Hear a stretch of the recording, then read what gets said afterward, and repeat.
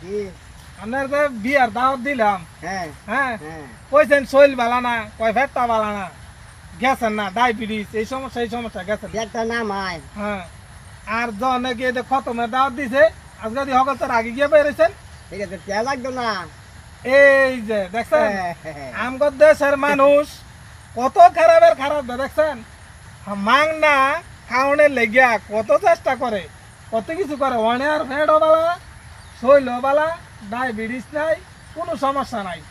আর যখন নাকি বিয়ার দাওয়াত দিছি কয় আমার শরীরটা ভালো না, কয় আমার ভেটটা ভালো না, কয় আমি যাই যেতাম না দাওয়াত।